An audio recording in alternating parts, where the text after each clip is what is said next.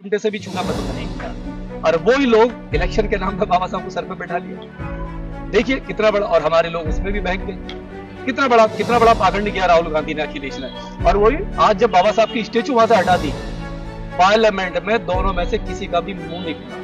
Sir आपने जैसे आधे % से खुश है सर मैं वो खुश हैं, ठीक है, लेकिन मैं उन अंधभक्तों से पूछना चाहता हूँ, आप खुश कैसे हो जहाँ आज आपकी बहन बेटी के ऊपर रेप हो रहा है, वहाँ पे गौतम रत्ना अकेला आवाज उठा रहा है, बस 100 आदमी नहीं है, बहन जी तो बैठी है अपने बंगले में इसी में, एक ट्वीट कर दिया। ट्वीट हमारे लोग कितना देखते हैं, ट्वीट से कौन सी सरकार हिल जाती है?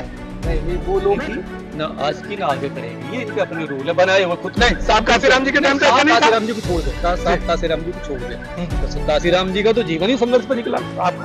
अगर उनका संघर्ष इस तरह का नहीं होता तो वो आशुतोष पत्रकार क्यों पिटता? बिल्कुल डेफिनेटली। वहाँ पर इंडिया गेट पर जो सर फूटे लोगों के क्यों फूटते, क्यों खून बहता? बिल्कुल सही बात है। देखिए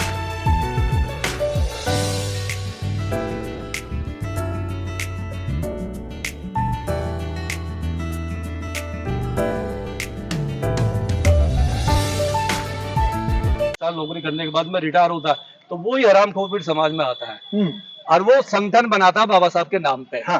हजारों लाखों संगठन है ऐसे, तो उसको सम्मान भी चाहिए और भाषण देने का भाषण देता है, सम्मान भी वो लेना चाहता है और वो फिर वो सबसे बड़ा हितैषी बाबा साहब का वो अपने आप को शो करता है कि मैं बहुत बड़ा अम्बेडकरवादी हूँ। और हमारे जैसे लोग, आप जैसे लोग, हमारे जैसे लोग जो अपना डेली समय देते हैं, रोज बाबा साहब के मतलब सिद्धांतों को फैलाते हैं, सिद्धांतों पर चलते हैं, वो उनको आईना दिखाता है। तो ऐसे लोगों से भी होशियार रहने की बहुत जरूरत है और हमें ऐसे लोगों की पहचान करनी चाहिए। देखिए यही समाज है, यही समाज है। हमें अभी आपने देखा होगा, अभी 2024 का इलेक्शन हुआ है, जिस अम्बेडकरवाद का इतना विरोध किया, ठीक है, समाजवाद ने, जो अखिलेश ने, जिस अम्बेडकरवाद का विरोध कांग्रेस ने आजीवन तक किया, कभी बाबा साहब को चिमटे से भी छूना पसंद नहीं किया और वही लोग इलेक्शन के नाम पर बाबा साहब को सर पे बैठा लिए।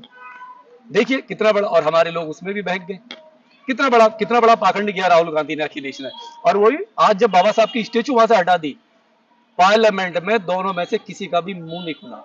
सर आपने जैसे अखिलेश को टारगेट किया, मुझे ऐसा लगा आपकी बातों से, लेकिन मेरे को लोग इसलिए मेरा चैनल भी अनसब्सक्राइब करते थे, देखते नहीं है। आप इसको डीपली क्यों नहीं इस पे सवाल करते? अगर कहीं प्रकाश राव अंबेडकर साहब मजबूत हैं तो वहां पर मायावती बहन जी अपनी पार्टी कैंडिडेट महाराष्ट्र में क्यों खड़े कर रही है? या मायावती अगर यूपी में मजबूत है तो वहां चंद्रशेखर क्यों लड़ रहे हैं इलेक्शन? आप अखिलेश को नहीं कह सकते हैं खाली, या चंद्रशेखर जहां मजबूत है, क्या मायावती ने चंद्रशेखर के खिलाफ कैंडिडेट खड़ा नहीं किया? डेफिनेट है, इसमें कोई दो है। देखिए हमारे जो नेता है ना, जो पॉलिटिशियन है, वो तो भटक चुके हैं, उनको राजनीति नहीं आती है। ना तो प्रकाश अंबेडकर को राजनीति आती है, अब तो बहन जी को भी शायद नहीं आती, शायद नहीं आती। अगर इसी तरीके से वो चलेंगी जैसे अभी इलेक्शन लड़ा है तो शायद उनको नहीं आती। उनको अपने आप में बदलाव करना चाहिए, क्योंकि अब जो राजनीति है वो गठबंधन की है, महागठबंधन की है, अकेली राजनीति नहीं है। अब रही प्रकाश जी की, प्रकाश जी जिस रास्ते पर चल रहे हैं ना, प्रकाश अंबेडकर, उन्होंने तो कसम खा ली है कि इलेक्शन के टाइम पे बीजेपी से पैसा लेना है और अकेले जाना है और वहां बीजेपी को जितवाना है। तो ये बात तो मायावती पे भी लागू होती है सर? नहीं, लागू आप कह सकते हो कि आप नॉर्थ इंडिया से, आप इसलिए उनको बताना चाह रहे हैं? बताना नहीं, उन्होंने काम किया, उन्होंने 4 बार जो मुख्यमंत्री रही है ना, उन्होंने समाज में थोड़ा बहुत काम जरूर किया है, तो हम उससे ना अभी ना नकार नहीं सकते।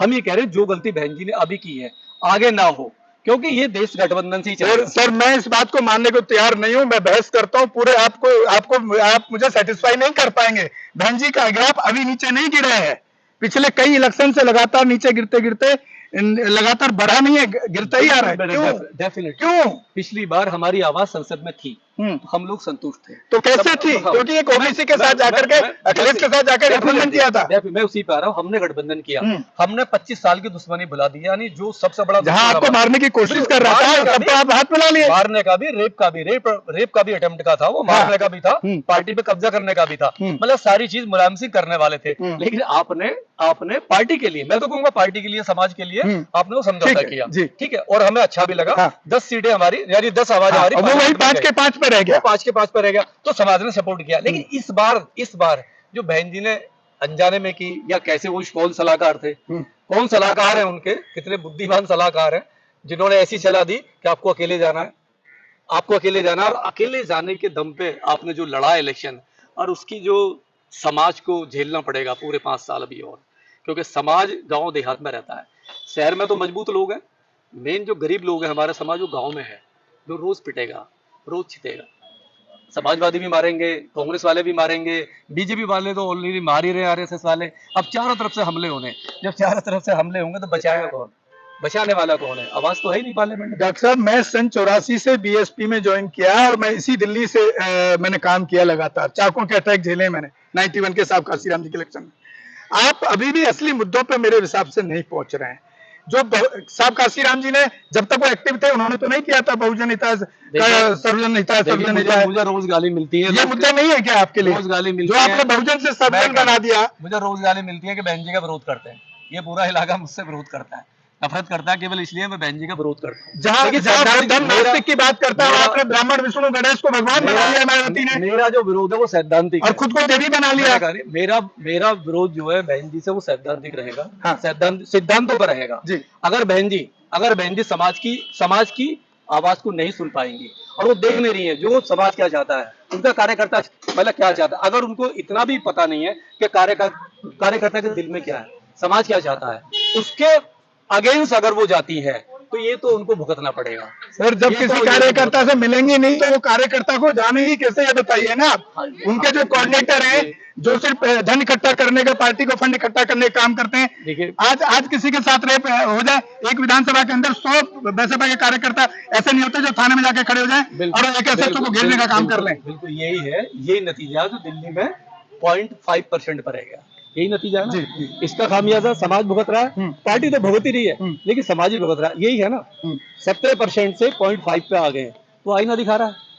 आप जैसा करेंगे, आप रोड पे आओगे, समाज आपको पसंद करेगा। आप रोड से गायब हो जाएंगे तो समाज आपको नहीं देखेगा। मानते हैं ना आप इस बात को? डेफिनेटली। अगर आप यहाँ गर्मी में खड़े हो, मैं यहाँ पे 40 के टेम्परेचर पे खड़ा हूँ, तो समाज देख रहा है, आपको भी देख रहा है, मुझे भी देख रहा है, यहाँ लोग सो रहे। जो समाज को में जाता है, बाहर निकलता है, समाज उसको देखता है, समाज उसकी मानता भी है, रेस्पेक्ट भी करता है, उसके साथ भी खड़ा हो जाता है।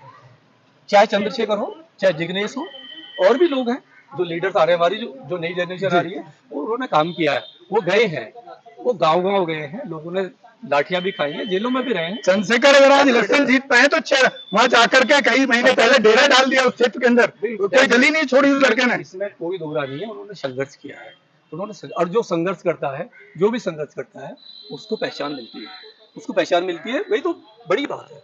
कोई भी है जो भी संघर्ष करेगा, जो समाज एक टाइम था, काशीराम जी ने संघर्ष किया, एक मरे हुए समाज को ऊपर ले आए, राजनीति को ऊपर ले आए, कुर्सी तक पहुंचा दिया। बहन जी कोई नहीं जानता था, बहन जी को सब जान गए, काम किया बहन जी ने। लेकिन आज अगर नेगेटिव राजनीति बहन जी कर रही है तो उसका खामियाजा बहन जी को मिलेगा, और मिल भी रहा है, और आगे भी मिलता रहेगा। सर आप भी पुराने जुड़े हुए रहे हैं, आपकी बातों से ये प्रतीत क्लियर कट हो रहा है, और उनका एक सॉफ्ट कॉर्नर आप उनके प्रति रखते हैं, इस बात को तो मैं समझ गया। समाज की महापुरुष, ठीक है, लेकिन मैं आपसे ये पूछना चाहता हूँ कि अगर आपकी बात वहां तक कोई पहुंचा दे, उनका अंधभक्त, जैसे आरएसएस भाजपा ने अंधभक्त खड़े किए ना, वैसे ही मायावती और बसपा ने अंधभक्त खड़े किए मायावती ने। मैं बिल्कुल बड़े कड़वे शब्दों में बोलता हूँ, क्यों बोल रहा हूँ वो सुनिए। वो सामाजिक आंदोलन कहाँ है जो साहब काशीराम जी ने चलाए थे? भीम मेला यात्रा, साइकिल यात्रा पूरे देश की उन्होंने खुद की। आपके कुंडली में साइकिल से आए होंगे, आपके क्षेत्र में साइकिल से आए होंगे एक दौर में, आपको याद होगा, मुझे तो याद है। तो हम ये पूछना चाहते हैं आपसे, ये लोगों को बताएं जो अंधभक्त हमको टारगेट करते हैं, वो अंधभक्त ये बताएं कि जो सामाजिक आंदोलन के रास्ते काशीराम साहब ने शुरू किए, भीम मेला, पेरियर मेला, और कैडर जो लगाते थे, वो कहाँ चले गए? नहीं देखिए, अगर वो नहीं होंगे तो जब तक आपकी सामाजिक, साहब का ही कोट है ना सर ये, कि जब तक आपकी सामाजिक जड़ें मजबूत नहीं होंगी तो आपकी राजनीतिक जड़ें मजबूत नहीं हो सकती। देखिए मान्यवर, अंधभक्त चाहे बीजेपी का हो, आरएसएस का हो, बीएसपी का हो, या किसी और का भी हो, अंधभक्त बहुत खतरनाक होता है। और अंधभक्त किसी भी समाज के लिए, किसी भी पार्टी के लिए, किसी भी देश के लिए, किसी भी गली मोहल्ले के लिए नासूर होता है। अंधभक्त एक नासूर है, और वो अंधभक्त पूरे किले को ढा सकता है, क्योंकि अंधभक्त का दिमाग उसके पास नहीं होता है, उसका दिमाग कहीं और होता है, उसका रिमोट से चलता है। तो ये जो अंधभक्त है ना, जितने भी अंधभक्त सोकर घूम रहे हैं, इनको ना आप दिखाई देंगे ना मैं दिखाई, उनको सच नहीं, वो सच सुनना नहीं चाहते, सच से वो नफरत करते हैं, उनको सच बर्दाश्त नहीं होगा बिल्कुल भी। आज भी अंधभक्तों को ये लगता है कि जो बहन जी ने किया बहुत अच्छा किया, और आज भी वो कहते हैं हम मजबूत हैं। क्या मजबूर नहीं है, वो कहते हैं हम आज भी मजबूत हैं। कहाँ से मजबूत है? वो इसी में मजबूत है कि अगर उनको 13% वोट मिल गया, उसी से वो खुश है। 9 रह गया सर, अभी 9 रहेगा, 9 से ही वो खुश है। वो लोग 9 में ही खुश है, वो कह रहे, और दिल्ली में तो आधे से भी खुश है।